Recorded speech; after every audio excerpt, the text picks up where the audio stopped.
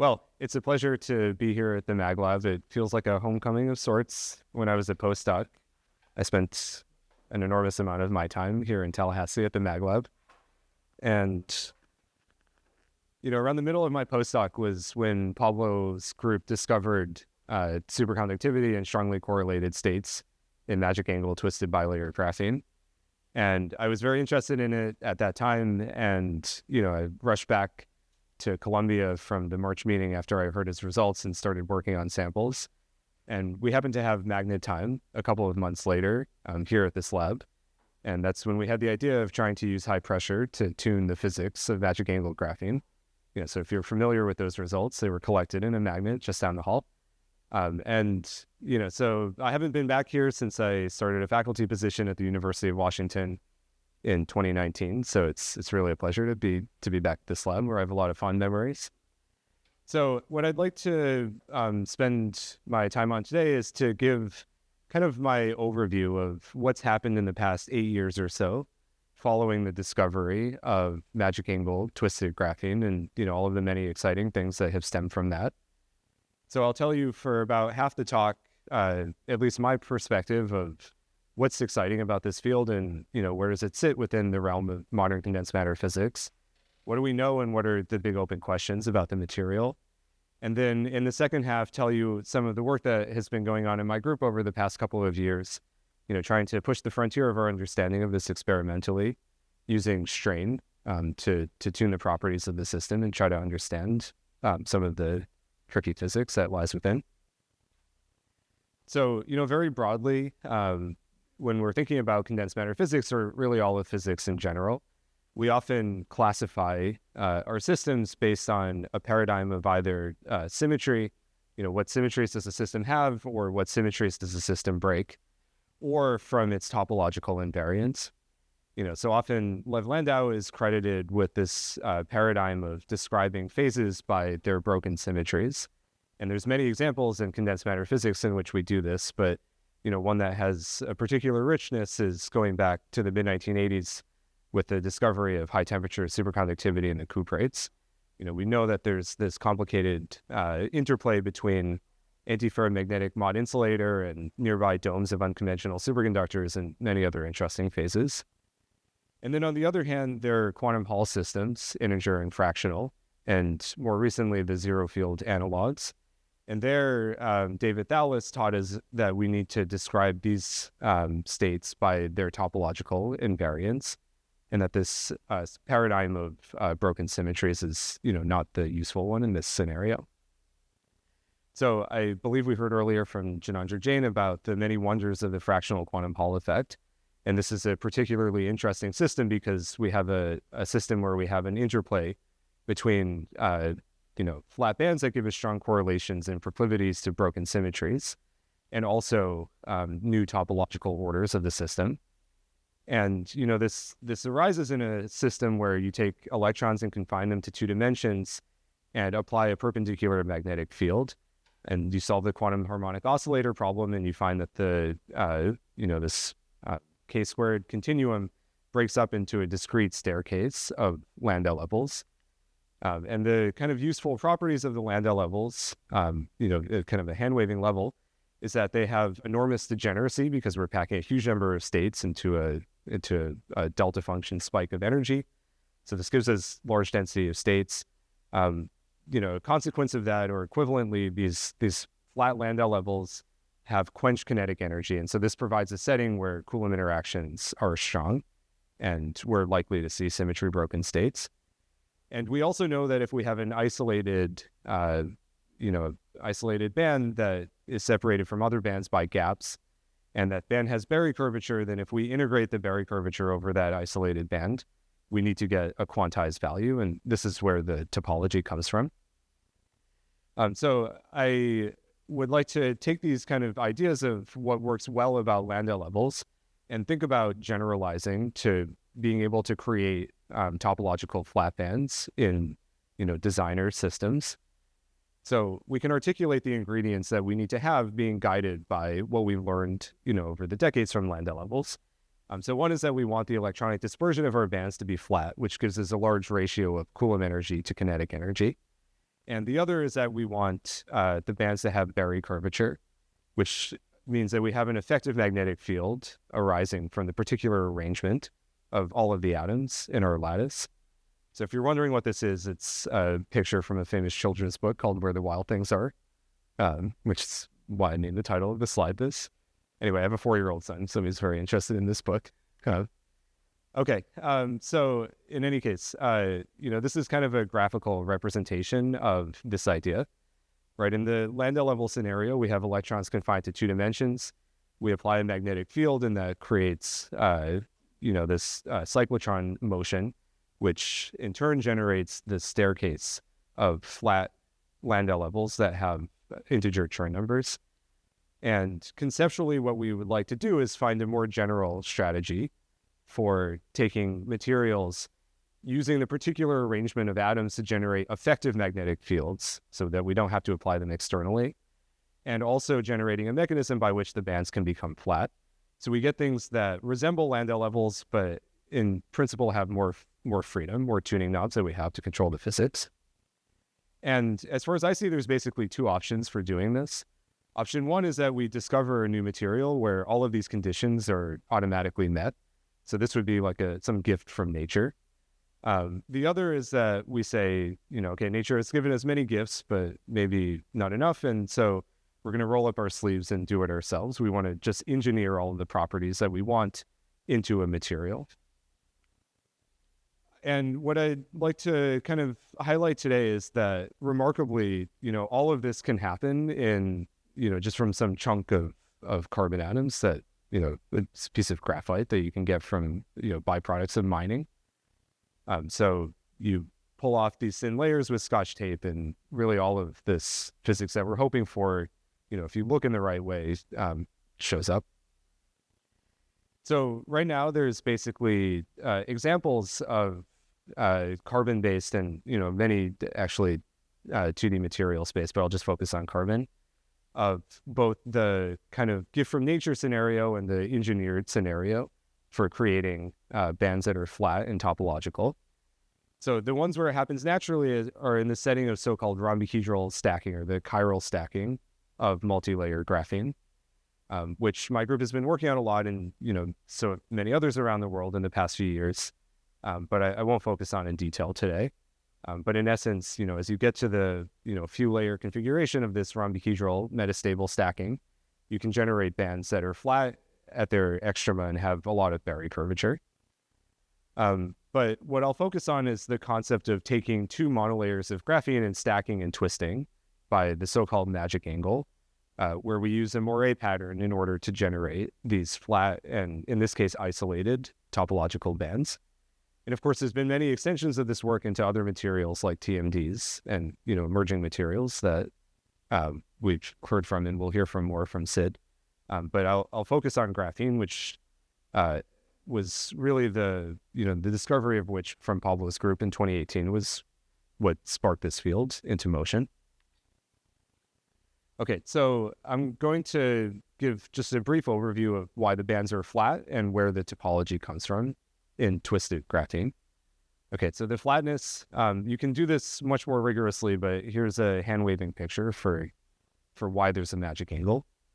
If we have 2 monolayer graphene sheets, then we know that the dispersion of each layer is a Dirac cone. And when we stack and twist them, those Dirac cones are offset in momentum space by the twist angle that's, the same as the twist angle that we rotate the sheets in real space. Now, this band structure is not the correct picture because we've not yet considered the fact that electrons can tunnel from one layer to the other. So there's an electronic hybridization that once we turn it on in our model, we find that the crossing points will want to gap out and form anti-crossings. And what happens is you basically have 2 things that you can play with. One is the size of this gap, which is set by the strength of the interlayer tunneling. If you just make a sample, then that's kind of an equilibrium property of how far the layers sit away from each other. And so that's a fixed thing. The thing that you can tune most easily is the twist angle that sets how far apart these Dirac cones are in momentum space. And so there's a particular angle for a given strength of the interlayer hybridization at which the gap that you open here will basically compress all of the states in these bands very close to zero energy, and therefore achieved the flattening condition. So this is, an early calculation from the Bishop or McDonald model of how the bandwidth, the energy span of this band should evolve as a function of the twist angle between the two sheets. And what you find is that there's indeed this condition at around 1.1 degrees in which the bandwidth goes to zero. And the interesting thing about this regime is that the other relevant energy scale in the system, the strength of mutual Coulomb repulsion, can become much larger than the bandwidth. And so this regime, within a few hundredths of a degree of the so-called magic angle, is where the usual energy hierarchy in graphene, where kinetic energy dominates over Coulomb interactions, is inverted, and you expect to be able to see physics that arises from strong correlations within the flat band. The idea of topology is a little bit more nuanced. And to try to explain this in a kind of conceptual way that might be tangible, I'm going to, for a moment, switch material systems to twisted TMDs, because I think that the problem becomes a little bit more tractable to think about, and then we can go back to graphene at the end. So here I'm showing a lattice model of twisted molybdenum ditelluride, and it turns out that this realizes the KMLA model if you don't apply a displacement field. You can do a band structure calculation, and you find that this system also hosts a flat band, and you can calculate its Chern number and find that the Chern number of this, flat valence band is 1. So you might ask, how does the Moiré superlattice set this band topology? Why is the Chern number 1 instead of 0 or 2 or any other number? The answer is that it's somehow coming in through the Berry phase that's generated by this Moiré lattice, and imparted in the band.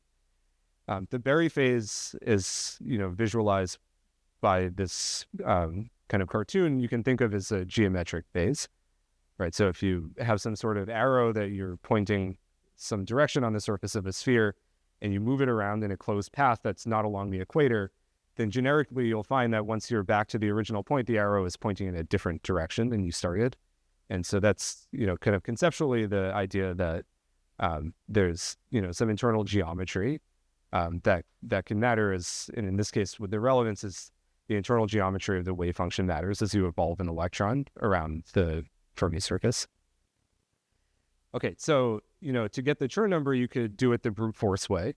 You write down your equations of motion, you add a term that's called the anomalous velocity that's related to this Berry curvature, and then you integrate the Berry curvature over the entire isolated flat band, and, it's a kind of deep consequence of doing this. You're necessarily going to get an integer value of this integral, which is the Chern number. Okay, so this definitely works and is the right way to do it, but it doesn't provide necessarily that much, physical intuition for what's going on. So in these TMD moires, it turns out that there's a kind of acute real space analog to help think about how, the arrangement of the atoms can lead to this non-trivial topology. Okay, and so the idea is basically we want to look at the nature of the wave function of this band within the Moiré unit cell, shown in this rectangle. So the black and the green and the red points mark different high symmetry stacking points of the Moiré unit cell. And what I want you to focus on is basically just the color for now. Yellow means that the wave function is polarized to the top layer of the twisted bilayer. Black means that it's polarized to the bottom layer, and red means somewhere in between.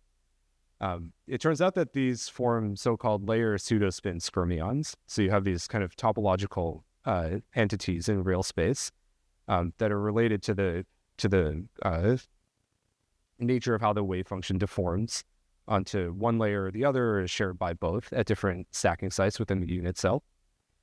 So what you could do then is think about a real space picture or an analog of this Berry curvature, but in this real space contortion of the wave function, where you write down an analogous equation of motion in reciprocal space, and then you define a real space Berry curvature. And what you can find is that there's basically winding numbers associated with these pseudospin fermions that don't exactly have a one-to-one mapping to the Chern number, but are a pretty good indicator that if you have a non-zero winding number in real space, then you're generating some topology in reciprocal space.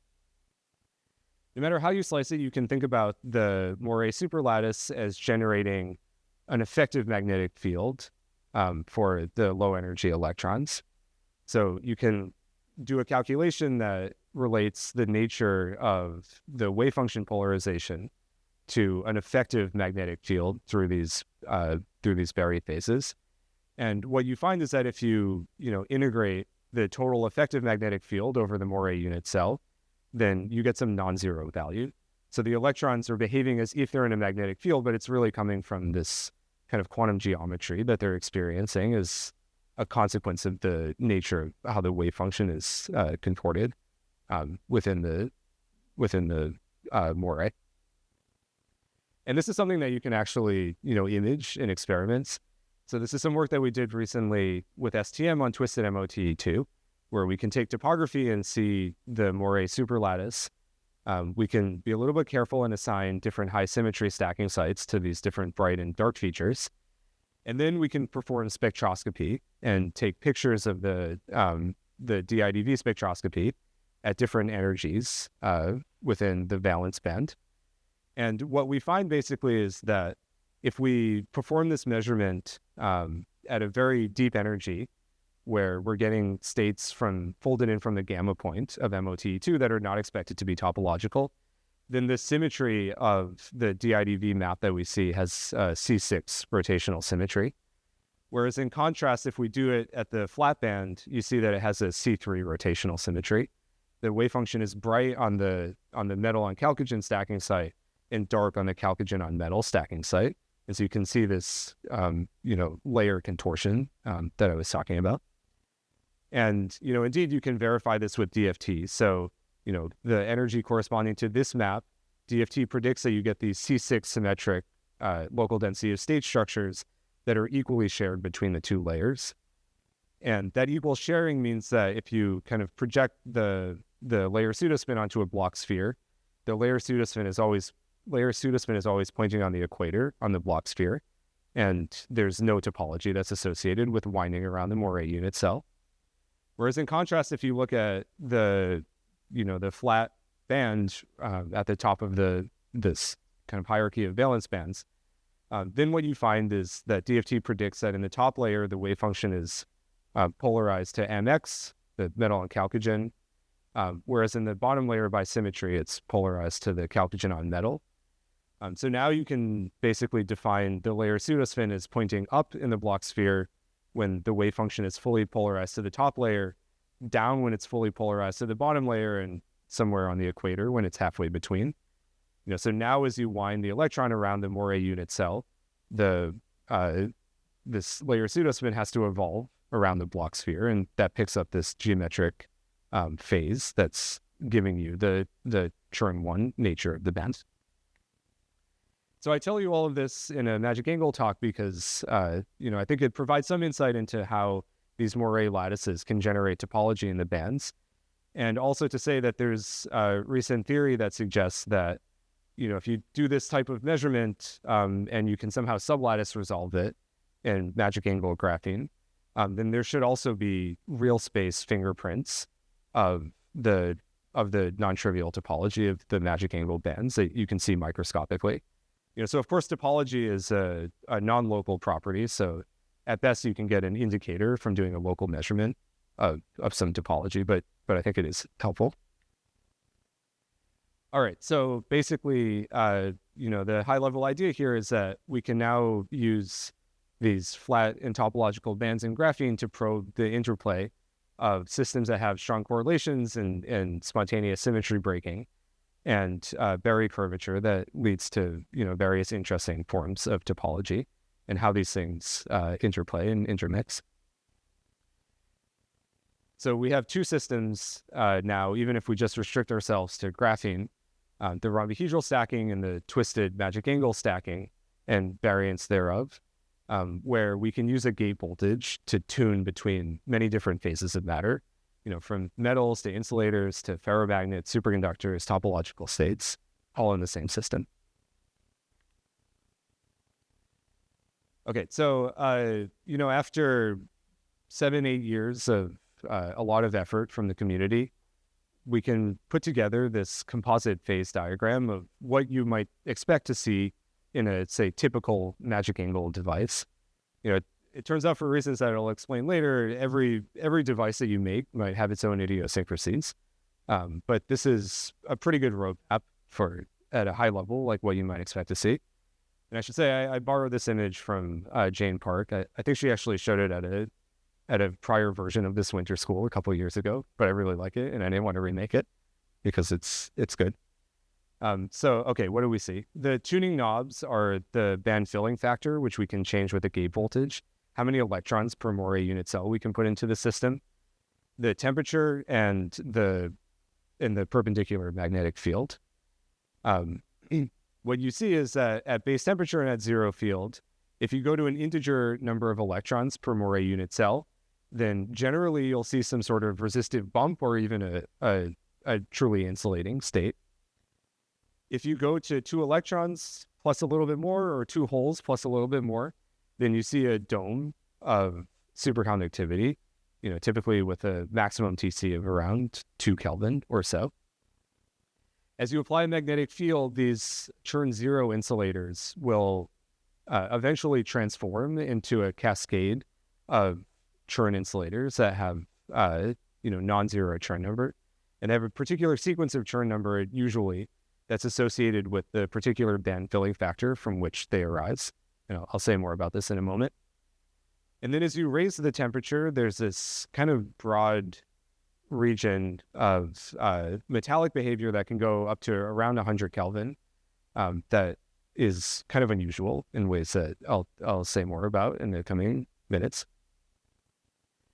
So thinking about, where we've kind of come as a field and where this stands now, I would say that, at least in my thinking, there's kind of 3 major open questions that we can ask about the system. One is what is the nature of superconductivity? What is the pairing mechanism, and what is the gap symmetry? Another is what's happening at zero temperature. What is the fate of the correlated ground states as a function of the band filling, and what topologies are associated with those states? And then the last is what is the nature of this unusual normal state? So we go to a temperature of a few Kelvin above where we break any symmetries. But even as we go up to 100 Kelvin, there's, let's say, kind of weird things happening. And what are the organizing principles that describe those weird things? I'll tell you what the weird things are. So, just to amuse you, I asked ChatGPT to make a summary slide for these big open questions. It's not horrible somehow, but it's like, I don't know, it's kind of strange. So anyway, I guess the good news is that we still have a job at least for another year or so before it can entirely do this. So anyway, you have to see my version of this. Okay, so I'm not going to focus on superconductivity, but I just want to say a few words about where this stands. It's a very interesting question, of course. There's been a lot of work to try to unravel what is the nature of the superconductor. I'm highlighting just 2 examples, but there's many more. Okay, so this is an example of scanning tunneling spectroscopy of the superconducting gap from Ali Astani's group. And, there's also work from Steven Notch-Persian and many others in this regard. And the takeaway here is that there seems to be a better fit to a model of a nodal superconducting gap than to an isotropic S-wave gap. People have also been measuring the superfluid stiffness of the superconducting state by, basically measuring the kinetic inductance of the superconductor with microwave resonators. So this is work from Pablo and Will Oliver at MIT. There's related work from Philip Kim and Casey Pong on the twisted trilayer variant of this material. All of it tends to point to the fact that you have something that is somewhere between a nodal or a nodeless superconductor based on the temperature dependence of the superfluid stiffness. But in any case, it seems to be an anisotropic gap. So the summary here is that, there's a growing body of evidence that I think points in the direction that there's something unconventional about superconductivity. It's anisotropic, maybe it's nodal. We don't exactly know yet. And from at least the measurements that we've been doing in my own lab, I don't have anything insightful to say about this. This is too big of a question for today. What I think we have a bit more control over is understanding the nature of the correlated ground states. So, this is work from Sid's group, and this is work from Oscar using Hartree-Fock calculations to try to predict what the favored symmetry broken state will be as a function of band filling factor, as a function of magnetic field, as a function of strain.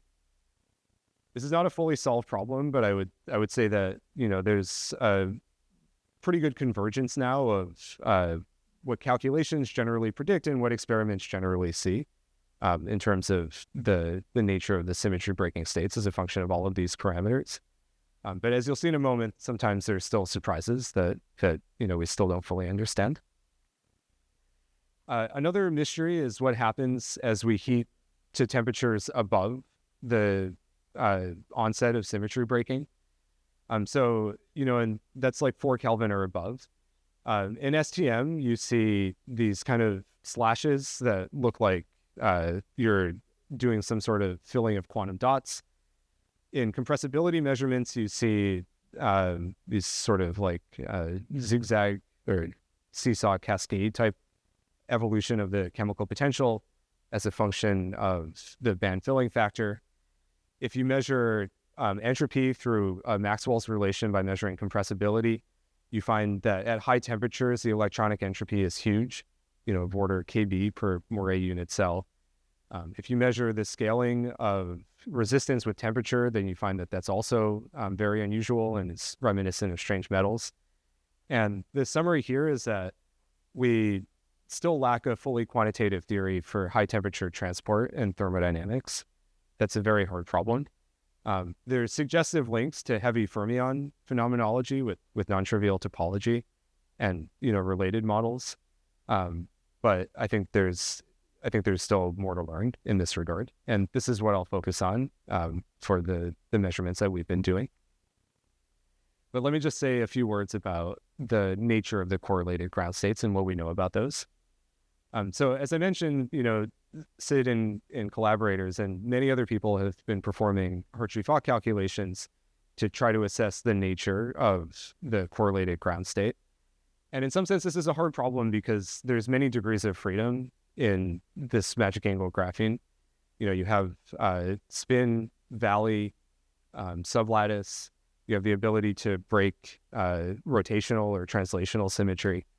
And the ground state depends sensitively on how many electrons per Moiré unit cell you have and how uniform or how strained the two layers are with respect to each other. So in general, samples, as I'll say more about, tend to live up here where they have some strain between the two layers. And I think there's a pretty good case from STM measurements that, this so-called incommensurate Kekulé spiral intervalley coherent state tends to be the ground state for many of these band filling factors. Then as you raise the magnetic field, so all of these states have a zero Chern number. They're topologically trivial. But as you raise the magnetic field, what you see is an eventual transformation of these Chern zero states into a cascade of Chern insulators, whose Chern number seems to be associated with the band filling factor from which they arise. So a state coming from nu equals 1 has a Chern number of 3. A state coming from nu equals 2 has a Chern number of 2. A state coming from nu equals 3 has a Chern number of 1. The Chern number goes down by 1 each time you add 1 to the band filling factor. And Oscar and collaborators have done heroic calculations to figure out what the Chern number of the symmetry broken state should be as you apply a magnetic field and as you change the band filling factor. But a kind of key takeaway here again is also that it depends sensitively on the amount of strain that you have in the sample. And so I'll come back to this. But the takeaway here is that there's many closely competing symmetry broken ground states with varying spin, Valley, and sublattice ordering. As you raise a magnetic field, these eventually transform into a cascade of Chern insulators once you form these kind of magnetic subbands or Hofstadter bands in a magnetic field. And the ground state ordering is very sensitive to the heterostrain between the two graphene sheets. Yeah. You could imagine, like, with filling 2 IF Chern 0, there are other combinations you could get a receiver. Yes. The taper plane Y to play with this is tidy. Like you could get for Chern filling 3, get Chern 3. I'm really nervous to answer this with Oscar sitting in the room, so I would say that it does explain it, but I probably will not do justice to why. It is okay. Yeah, I don't know if there's some like one sentence intuition, but you could. Okay. Yeah, good. Okay, it's not a simple answer. So we've been looking at this in a variety of different ways. So this is a magic angle sample that happens to have WSE2, which matters because it imparts some spin orbit coupling, but not so much that it's different enough to be not worth telling you about. So this is work that we were doing with Xiaodong and Oscar and Andre and several other people. This happens to be a very nice uniform sample, and as you'll see, we can really resolve a lot of the quantum Hall features. So this is a magic angle sample. You see, as I mentioned, these kind of correlated insulators at many of the integer band filling factors, a little pocket of superconductivity here. And then the kind of key result in this paper is that you raise the perpendicular magnetic field and you see this thing break up into a complex sequence of quantum Hall states or Chern insulators, however you like to call them.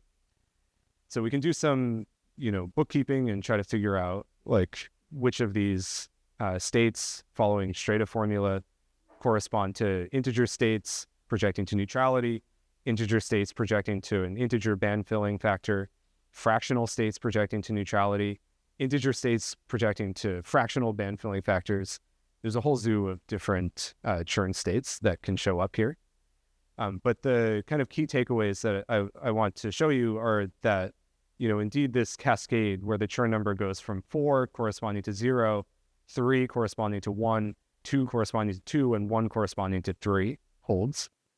And there's also a new cascade that we found of states that spontaneously enlarge the Moiré unit cell by doubling its area. And those also follow a cascade in their Chern numbers of 3, 2, and 1. And, again, Oscar was able to perform a Hartree-Fock calculation in magnetic field. And maybe it's not obvious from this diagram, but it very well captures why you expect to see this cascade of the integer and, symmetry broken or translationally broken Chern states. But I mentioned that there's still some surprises. And as far as I know, this one remains unexplained theoretically. So in some samples that happen to be a little bit away from the magic angle, you can sometimes see an anomalous Hall effect at 2 electrons or 2 holes per Moiré unit cell. And you would naturally describe this as a phase that's either valley polarized or partially valley polarized, so that you get some imbalance in the Berry curvature leading to the anomalous Hall effect.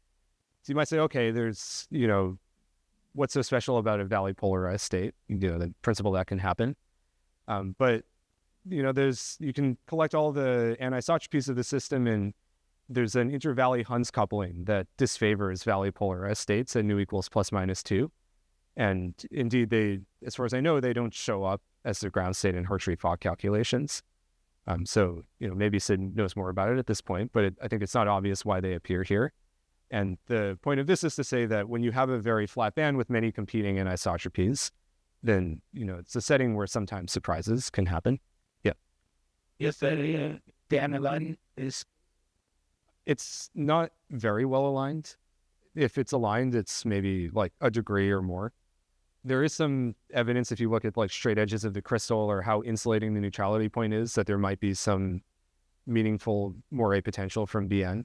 This could matter. The other thing that could matter is that when you're away from the magic angle, you're in kind of like an intermediate interaction strength regime. But at the state, but then go about it. There is using some sign of that to say disfavor state, but is it generic to this? I think it's assuming a certain sign of it to disfavor, but maybe a more empirical statement is that basically no one ever sees anomalous Hall at nu equals 2, and so that's consistent with the generally assumed sign of the intervalley-Hunts coupling. Yeah. But there is a way to get it on the very the right guess that I could have. Oh, okay, that's intriguing. Like the whether the some of my so the strong enough but the fact that would incorporate the unit high at the. Okay. I know a little bit more about this from some new measurements that I shouldn't say, and then maybe you do as well, so we can, yeah. Okay, so for the rest of the time, I'd like to focus on what's happening in the normal state. So at temperatures, say 4 Kelvin or above, before we've broken, before the system spontaneously breaks any symmetry, and before superconductivity onsets. So what's unusual about this kind of like broad sea of, as Shane drew in this darker blue above these insulators and superconductors? Well, one thing is if you measure resistance as a function of temperature up to, 40 Kelvin or higher, then you find that in general, there's a pretty good linear scaling of the resistance to temperature, and that also this has an unusually large slope. So, linear and T resistance in graphene in itself is maybe not that unexpected because actually just from electron phonon scattering, this is what you expect. But the unusual thing here is both how big the slope is and that in some cases, this linear and T can persist down to millikelvin temperatures, far below the temperature at which phonon scattering freezes out. So that's hard to explain entirely from electron phonon scattering. And, as a kind of general thing, seeing this linear and T associated with these, domes of superconductors next to correlated insulators is reminiscent of many other systems now, from the original discovery of this behavior in so-called strange metals and cuprates. But now it's been seen in iron-based superconductors, nickelates, rutheniates, Kagame metals, heavy fermion Kondo lattices, organic charge transfer salts. It's, many, many systems show this general type of phenomenology where, you often are associated with some sort of quantum critical point at zero temperature. Generally, you see, some unconventional superconductor nearby.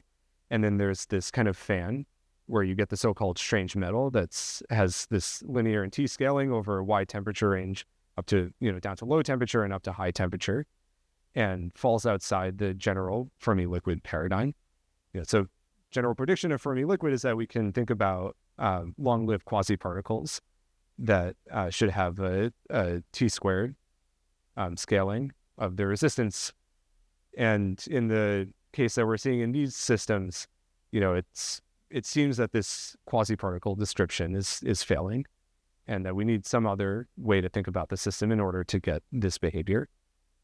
So the value of this system is not to say that it's necessarily the same origin as these other ones, but at least, gives reminiscent enough phenomena where if we have some hope of understanding it here, maybe that will be useful. Yes? Give us the thought to the done. Oh, blue are just the integer band fillings. Yeah. I took the label off, but it's just continuously sweeping the density across like the whole dope portion of the flat band to show that this linear and T is not like a fine-tuned thing. Okay, so there's a kind of challenge in understanding and describing the physics in magic angle graphene that's been appreciated, I think, from some of the early days of measurements. So on one hand, so how should we think about the system? On one hand, we would be tempted to think about it in a local description. If we look at calculations of the local density of states on the Moiré lattice, we find that the local density of states peaks strongly on the AA stack sites, where the hexagons in the two layers align with each other. And STM verifies this as well. So, this is tempting to look at it as some sort of, describe the system as like a mod insulator on a triangular lattice of these AA sites in a Hubbard model. And this measurement of entropy, where you have entropy of order KB per unit cell, is consistent with that. it says that you have to have somehow like decoupled isospin moments, one per Moiré unit cell, to give you such large entropy. And if you, kind of just squint at the, phase diagram of magic angle graphene compared to cuprates, then you'll see that they're reminiscent.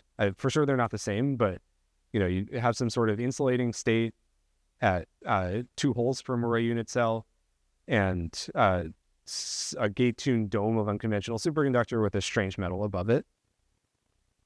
But on the other hand, we also know that under certain approximations, you can write down a model where the band is identically flat. And then you would be tempted to think about this in the picture of a quantum Hall ferromagnet, where you have 8 degenerate flat bands, 4 of which have Chern number 1, 4 have Chern number -1. And if you can spontaneously polarize some subset of these with, the right Chern numbers, then you could get a state that has a net non-zero Chern number, and you can get a Chern insulator. And indeed, under certain conditions, this is realized. So this is work from Andrea Young's group, but there's several others now that show that you can get, under the right conditions, an integer quantum anomalous Hall effect from the system. And this is a topological state, and it necessarily requires that we have delocalized electrons. So we have somewhat of a tension where a lot of the aspects of the system want to be described on a localized picture, and other aspects of the system want to be described in a kind of non-local picture. So how can we reconcile this? There's a number of theories that have been emerging. So this one is from Jida Song and Andre Bernavig, so-called topological heavy fermion model. The idea is basically that the C2 symmetry of the twisted bilayer lattice, which protects the Dirac crossings, presents an obstruction to writing down a fully localized set of 1A orbitals describing this flat band. And so what you can do instead is basically write down a model where many of these orbitals are indeed localized on the AA sites, and the remainder of the dispersive part of the band is coming from itinerant states in the Bernal stacked AB and BA sites. And then you allow those to hybridize in a way that's reminiscent of heavy fermion physics.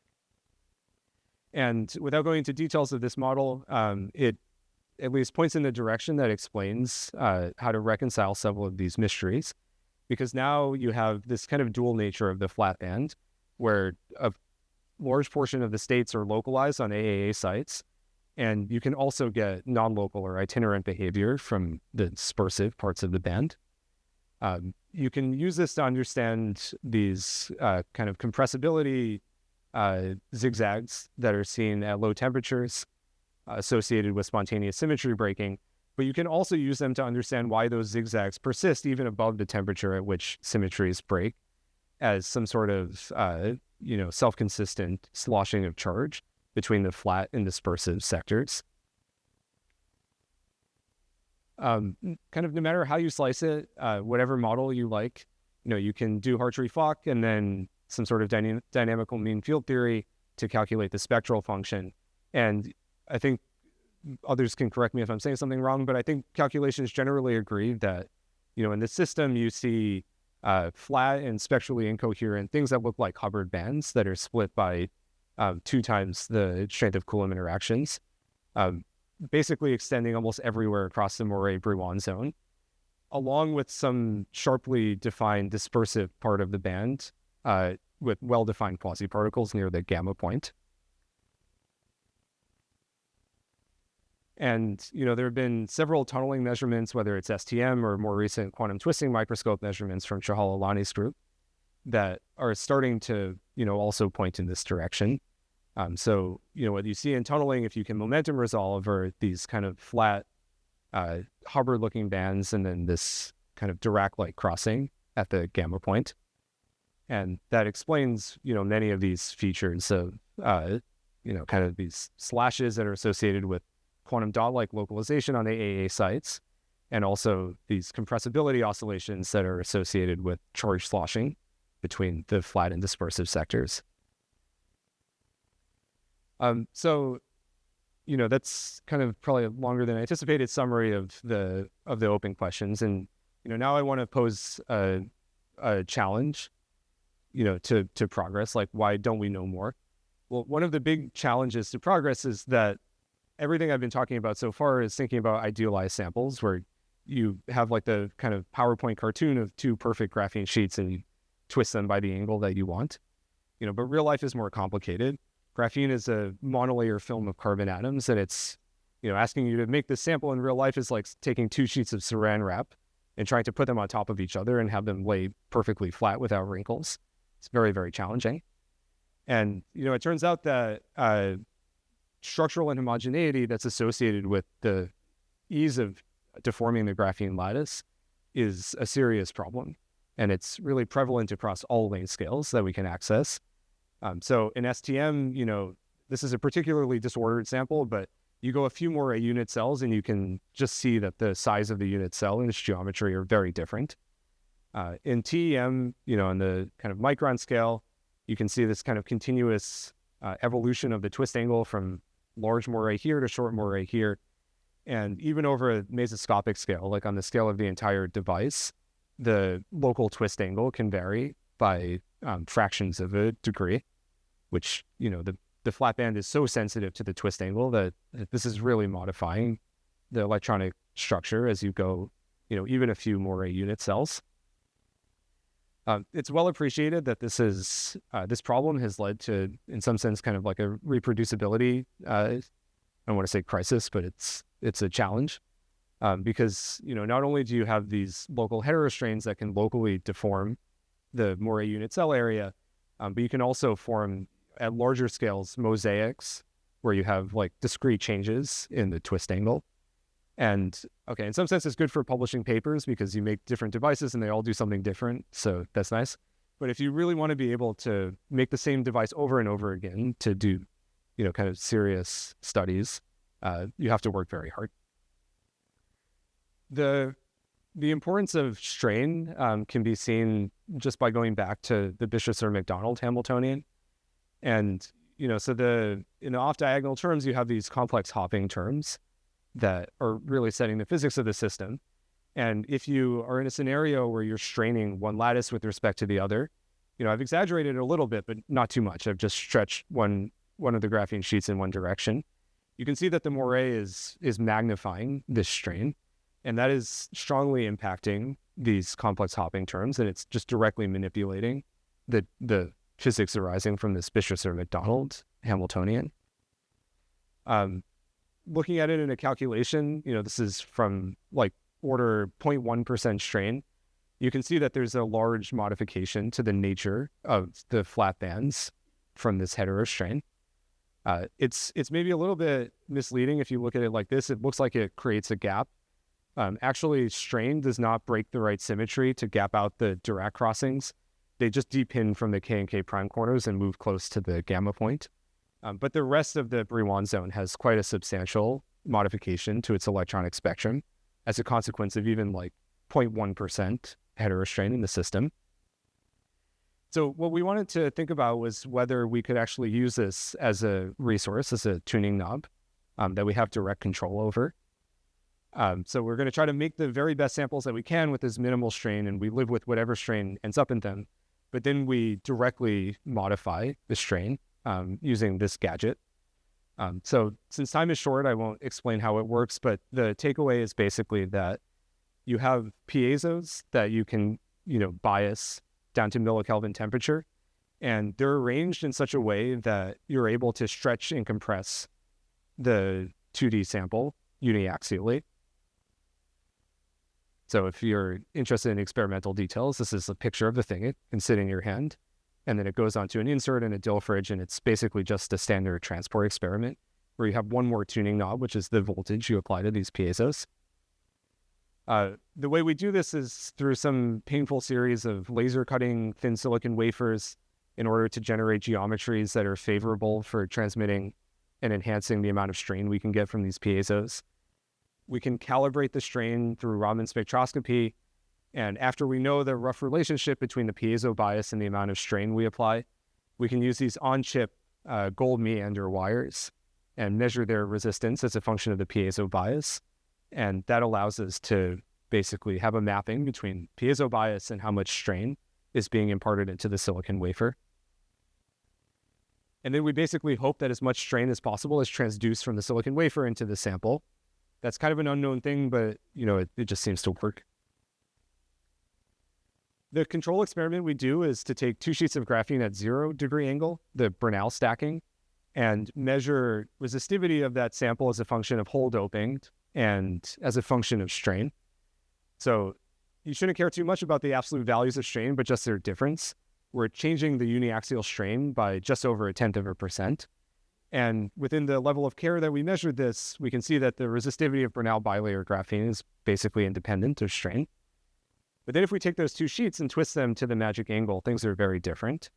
Now over the same range of doping, we can get hundreds of ohms change in the resistance over 0.1% application of uniaxial strain. What you'd really like to do is measure the full strain tensor to get actual thermodynamic quantities of the system. I'll explain later why we haven't done that yet and how we can do it.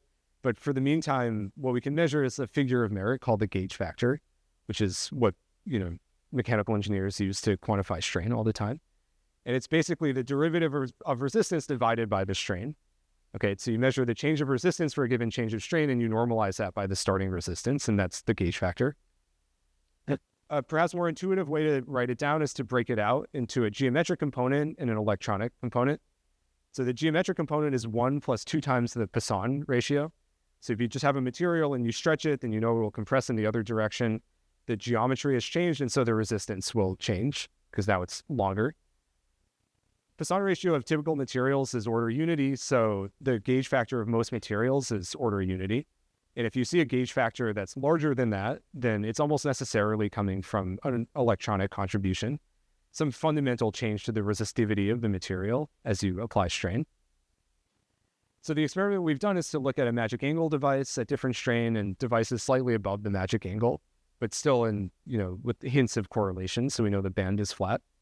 We measure the resistance as a function of band filling at 2 different strains. We apply this formula and calculate the gauge factor. And what you can see immediately is that near the magic angle, the gauge factor is gigantic. It's order a few hundred, which is as big as any material. Otherwise, yeah. In the Bernal stacking, here's what is stopping. We didn't measure it carefully enough to give an actual number, but I would say it fluctuates around 0. Yeah. I mean, it has to be. Well, it doesn't even have to be positive, but it looks positive. Okay, so let me focus on this sample and make some more careful measurements. So what we can do is fix the strain and measure resistance versus band filling and temperature. And this forms these kind of characteristic, at high temperature, these kind of characteristic oscillations at every integer band filling that I mentioned before and could be understood from this kind of sloshing of charge between the flat and dispersive sectors. Whether that's actually true, I think remains to be seen, but it's at least the leading model. Then at each point, at each pixel in this map, we sweep the piezo bias and measure the resistance as a function of the strain. We fit a line to this and calculate the gauge factor. So this is a kind of painfully slow measurement because you have to do a lot to make this composite plot. But once you have it, then it gives you an enormous amount of information to analyze. Right? So for every band filling and every temperature within these parameters, we know what the gauge factor is. We've measured it experimentally. And so we can start to analyze it. We can take line cuts at different temperatures. And, the kind of key observations are that it's giant, orders of magnitude bigger than what you would expect from pure geometric considerations. It's strongly modulated by doping. You can see the same type of steps at each integer filling factor that show up in the resistance, and perhaps even more obviously here. And there's a large temperature dependence. It mostly drops with temperature, but in some cases it does more complicated things. Yes. They said that. Yep. So hangs out studying the gates. No. Okay. So there's one of 2 reasons that could happen. One is that it's an experimental problem where, how well we epoxy the sample starts to fail at large strain. Another is that when the band is very flat, the assumption that you should have a linear relationship between strain and resistance is just wrong, that there's like physics beyond that simple scaling. So that could also be the case, and we don't yet know. We just have to do it more times and better. Yeah, it's a good question. Okay, so one interesting thing is to compare the gauge factor to the electronic entropy measurements. You know, what you can see in both is that they form these kind of dome-like structures around the neutrality point. And at low temperature, you form this kind of V shape in both the entropy and the elastoresistance. You can analyze what's going on around the neutrality point. So you pick a band filling factor and measure gauge factor versus temperature. And you see that as you cool from high temperature, it has this diverging quality. And then at some point, which in that temperature depends on band filling, it reaches a maximum and then goes back down. This type of behavior has been seen before in iron-based superconductors that are thought not to have any pneumatic instability. So people have measured the symmetry-resolved elastoresistance coefficients.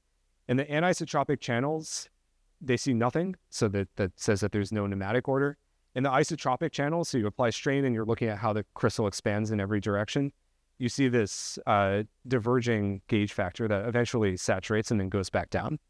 And this was argued to arise from a coherence-incoherence crossover within, some sort of heavy fermion-like picture, where at low temperature, gauge factor or elastoresistance is going down because you're forming sharply defined long-lived quasi-particles.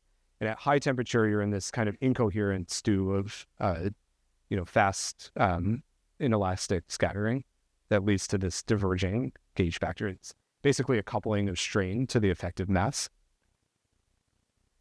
That has, analogs to these ideas of a heavy fermion description in magic angle graphene. We don't have an exact quantitative theory. Calculating resistance at all is already very difficult, and so calculating how it should depend on strain is, for now, an intractable problem. But at least conceptually, you might think that, you have some band structure that's very flat and very sensitive to the nature of strain. You start to strain the material and the band structure changes, and that changes the description of, the interplay between the localized charges and the itinerant charges. And somehow, this change in coupling will lead to changes in resistance. So it's more hand waving than we want for now, but it's kind of the best we can do in a level of speculation. Another way to slice this is to look at how the maximum temperature evolves as a function of the band filling factor. So these black dots are plotting where the gauge factor reaches a maximum, and you see it forms this dome around the charge neutrality point. So, we can speculate that at low temperature, we're entering some ordered state, which is, kind of like a conventional metal. And then at high temperature, we're in this strongly fluctuating state where the system is really dominated by, these spectrally incoherent bands. We know that the low temperature state has at least some portion of long-lived quasi-particles because we see quantum oscillations. And as I mentioned before, DMFT calculations seem to strongly suggest that at high temperature, you can have this incoherence. Yep. The black dot. The black dots represent, it's just an experimental measurement of the maximum. The temperature corresponds to the maximum gauge factor. So it's saying, like, at what temperature do you get the rollover? As you go to the neutrality point, rollover happens at high temperature. As you move away, rollover happens at lower temperature. And so the, kind of argument that at least I think is plausible is basically that this boundary is telling you where you're getting this crossover from the incoherent to the coherent regime. There's some very interesting behavior right around 2 holes per Moray unit cell. So this is where you see linear-ish scaling of resistance versus temperature. It's not exactly linear, but it's definitely, not t squared. This is one of the unusual samples that has the anomalous Hall effect as the ground state at nu equals 2.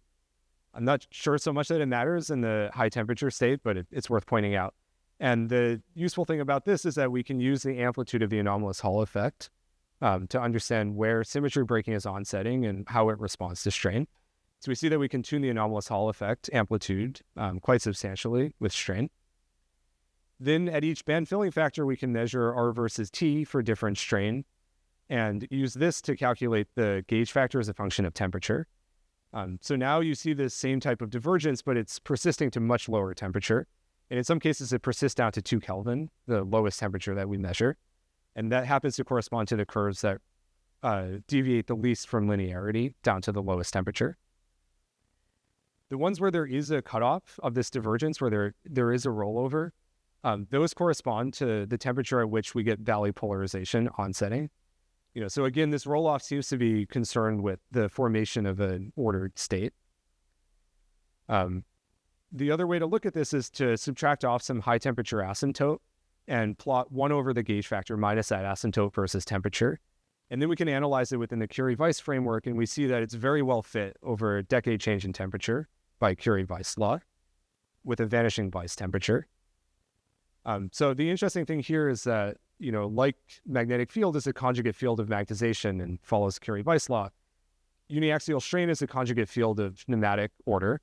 And so seeing Curie-Weiss-like dependence with vanishing Weiss temperature is suggestive of some sort of pneumatic instability in the system.